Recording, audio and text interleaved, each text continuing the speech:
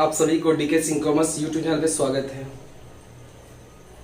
मैं income tax से related कुछ वीडियो बना के डाल रहा था। अब मैं थोड़ा सा आ गया हूँ कि थोड़ा सा नया टॉपिक लेके मैं आ गया हूँ, है ना, जो 12th क्लास का है ना, जो चैप्टर शुरू होता है 12th क्लास में है, उसका नाम है फर्स्ट लेसन का पार्टनरशिप, साझेदारी। इसके बारे में आज वीडियो में एक्सप्लेनेशन करके बताऊंगा कि वो होता क्या। ठीक है, तो प्लीज वीडियो को पूरा देखने से पहले मेरे चैनल को जो छात्र सब्सक्राइब नहीं किया तो प्लीज सब्सक्राइब कर लीजिए, और वीडियो अच्छा लगे तो उसे लाइक और शेयर जरूर कीजिए, और प्लीज स्किप करके मत देखिए। स्किप कीजिएगा तो समझ में बिल्कुल भी नहीं आएगा, इसलिए वीडियो को अंत तक देखिए, लास्ट तक देखिए तो समझ में पूरा आएगा। ठीक है, तो मैं आज एक जो टॉपिक लिया हूं जिसका नाम है पार्टनरशिप। क्या नाम है? पार्टनरशिप। सब सुनेंगे पार्टनर, आप लोग साधारण बात सुनेंगे। पार्टनर इसका होता है दोस्तों, तुम्हारे जो पार्टनर्स वगैरह से होते हैं। पार्टनरशिप जिसका अर्थ होता है साझेदारी कहते हैं। क्या कहते हैं उसको? साझेदारी कहते हैं। ठीक है, ये तो पार्टनरशिप जो होता है, साझेदारी जो होता है, आप सिंपल वे में समझिए कि साझेदारी जो होती है, आप जब दोस्ती करते हैं तो एक व्यक्ति के बीच में दोस्ती तो हो नहीं सकती है।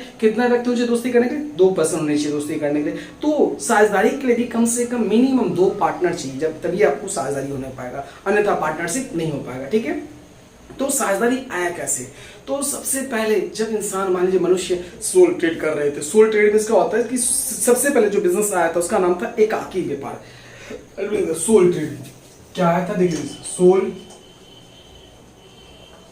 ट्रेड, इसका नाम था एकाकी व्यापार। एकाकी मींस क्या होता है? जिसमें एक ही मालिक होते हैं, प्रॉफिट होगा तो ही उन्हीं को मिलेगा, लॉस होगा तो भी उन्हीं को मिलेगा। ठीक है, तो उसको कहते थे सोल ट्रेड कहते थे। क्या कहते थे उसको? सोल ट्रेड कहते थे। ठीक है, जिसमें सर्वो सर्वा वही हो, एक ही मालिक होता है।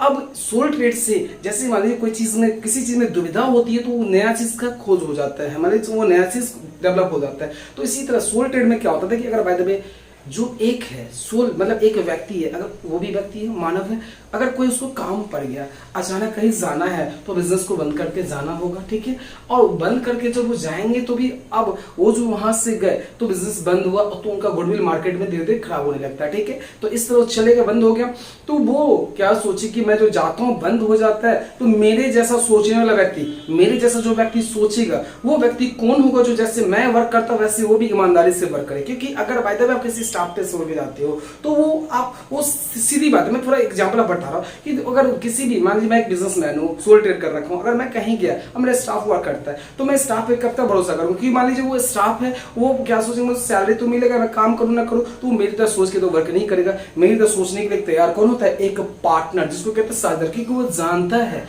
अगर मैं काम नहीं किया तो मुझे भी प्रॉफिट नहीं होगा, और मेरे को भी कभी काम पड़ेगा तो मैं भी जाऊंगा, मेरे बदले वो साझेदार वहां रहेगा। तो साझेदार इस तरह का सोचता है। तब व्यक्ति को सोल ट्रेड, जब उन्होंने देखा कि मुझे कमी खलने लगी है, पूंजी की कमी खलने लगी है, कैपिटल कम है, तो कैपिटल और लगाए, जितना कैपिटल लगे बिजनेस और डेवलप करेगा। तो दैट मींस तब उन्होंने डेवलप किया पार्टनरशिप, साझेदारी का। क्या किया? साझेदारी बिजनेस का स्थापना किया। साझेदारी में क्या होता है कि जब 2 या 2 से अधिक व्यक्ति, दैट मींस का मतलब क्या, 2 या मोर देन 2%, जब बिजनेस में इन्वॉल्व होते हैं, जुड़ते हैं, तो उसको हम साझेदारी कहते हैं। उनका उद्देश्य होता है क्या? लाभ कमाना, that is earning for profit, है ना। अर्निंग प्रॉफिट के लिए, लाभ कमाने के लिए होते हैं, और उस लाभ को क्या करते हैं? वो डिस्ट्रीब्यूट करते हैं जितने भी पार्टनर्स के बीच में। उनका ये उद्देश्य होता है, लाभ कमाएंगे और सब आपस में क्या करेंगे? बांटेंगे। यही पार्टनरशिप है। और पार्टनरशिप ये पूछता है, मैं एक समझोगे कि बिजनेस जो व्यवसायिक अधिनियम है, दैट मींस क्या, व्यापारिक संनियम बना था, ट्रेड का जो एक कानून एक्ट बना था वो 1872 में,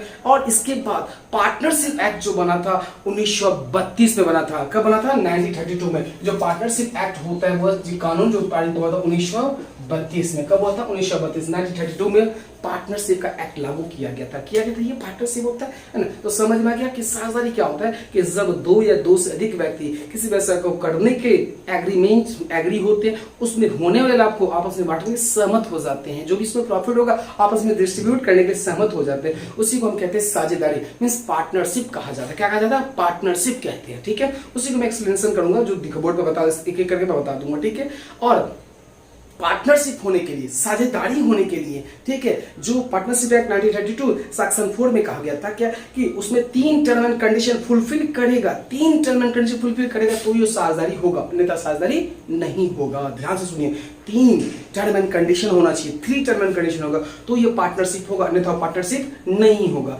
अब 3 टर्म एंड कंडीशन क्या है, आप लोग के मन में दुविधा बन रहा होगा, 3 पार्टनर्स में लगा 3 टर्म एंड कंडीशन क्या है, किसे 3 टर्म एंड कंडीशन कहते हैं और किसमें ये समस्या का समाधान। मतलब सबसे पहले जो साझेदारी बिजनेस कर रहे हैं, जितने भी साझेदार होंगे उनके बीच में एग्रीमेंट होना चाहिए। सबसे पहले क्या होना चाहिए, तीनों पार्टनर के बीच में एग्रीमेंट। सबसे पहला काम है क्या, एग्रीमेंट होना चाहिए।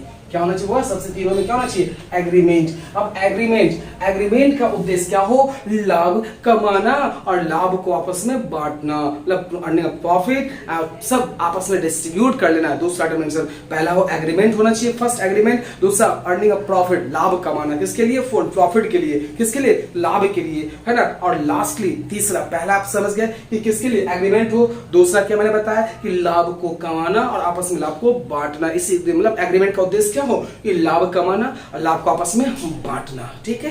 तीसरा कि बिजनेस का जो ऑपरेट जो होगा, चलेगा जो बिजनेस, पार्टनरशिप जो चलेगा होता है ना, पार्टनरशिप हमारे स्टार्ट किए, अब चलना आता है, चलाना है बिजनेस को, कैसे स्टार्ट होगा, तो सब पार्टनर मिलके कीजिए, सब पार्टनर मिलके बिजनेस कीजिए, या उनमें से किसी एक व्यक्ति को आप सिलेक्ट कर लीजिए कि ये चलाएगा बिजनेस, है ना, और उसको जो भी इनोवेशन मिलेंगे, पैसे मिलेंगे, उनको दिया जाएगा। तो 3 टर्म के विषय समझ में आया। पहला कि सभी साझेदार के बीच में एग्रीमेंट होना चाहिए, क्या होना चाहिए, एग्रीमेंट।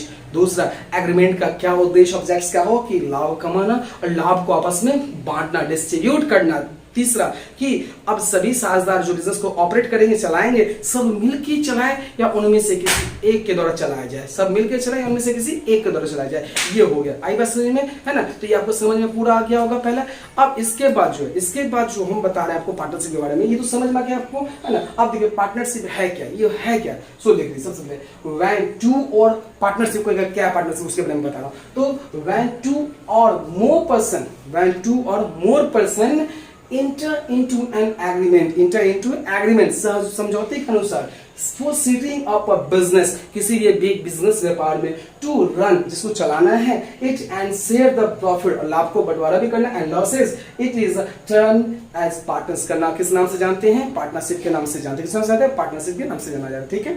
इसके बाद As per section 4 of the Partnership Act 1932 में, पार्टनरशिप 1932 में क्या कह रहा है, सो देख लीजिए क्या कह रहा है इसमें। Partnership is the relation between person, partnership relation between person who have agreed to share the profit of a business carried on by all or any of them acting for all। वही मैंने जो भी just बोला कि या तो partnership business को सब मिलके चलाए या उनमें से किसी एक के द्वारा चलाया जाए, जो तीसरा टर्म एंड कंडीशन था। तो पार्टनरशिप कितने 3 टर्म एंड कंडीशन फुलफिल करेंगे तो ही पार्टनरशिप होगा। पहला कौन सा है कि सभी के बीच में एग्रीमेंट हो। दूसरा क्या है कि एग्रीमेंट का क्या ऑब्जेक्ट हो कि उसका उद्देश्य लाभ कमाना हो, लाभ का आपस में बांटना हो। तीसरा क्या है कि बिजनेस का जो ऑपरेट होगा सब मिलके करे या उनमें से किसी एक के द्वारा किया जाए। ये बात समझ, सॉरी गलती हो गया था, क्या क्या था इसमें, एक होता है पार्टनर, क्या होता है पार्टनर, ठीक है। दूसरा होता है फर्म और एक होता है name of firm, name of firm. मैंने यहाँ पे क्या बता दिया था आपको कि मैंने बता दिया था कि पार्टनरशिप, तो वही दैट इज पार्टनरशिप साझेदारी तो ऑलरेडी है, तो जिसका अलग अलग नाम बोलेंगे, अकेला अकेला नाम बोलेंगे, वो क्या कहलाएगा, पार्टनर कहलाएगा। इंडिविजुअल नाम जो इंडिकेट कीजिएगा, जैसे मैंने बोल दिया क्या PQR, इस सबका अलग अलग जो इंडिकेट करेंगे क्या कहलाएगा, पार्टनर। क्या कहलाएगा, ये पार्टनर कहलाएगा। और तीनों को एक ग्रुप में बोल दीजिएगा, वो कहलाएगा फर्म। क्या कहलाएगा, फर्म। और उसका एक नाम से इंडिकेशन दे देते हैं, जैसे PQR फर्म्स, PQR फर्म, तो जो एक नाम दे दिया उसका कुछ भी, वो कहलाएगा फर्म नेम। क्या कहलाएगा, फर्म नेम कहलाएगा। तो पार्टनरशिप तो समझ में आ गया आपको। जब कोई 2 से अधिक, 2 या 2 से अधिक, मतलब मिनिमम 2 पार्टनर से, मैक्सिमम बताऊंगा मैं 50 भी है 100 भी है, तो मिनिमम 2 या 2 से अधिक पार्टनर जो किसी व्यवसाय को करने के लिए तैयार होते हैं, उसमें होने वाले लाभ को आपस में बांटने की सहमत, उसी को पार्टनरशिप कहा जाता है। आई बस में पार्टनरशिप होने के 3 टर्म एंड कंडीशंस में एक्ट कौन सा लगता है, 1932 लगता है। उनके 3 टर्म एंड कंडीशन होने चाहिए। पहला क्या होना चाहिए, तो साझेदार जो बिजनेस हुआ है उस साझेदारों के बीच में एग्रीमेंट होना चाहिए।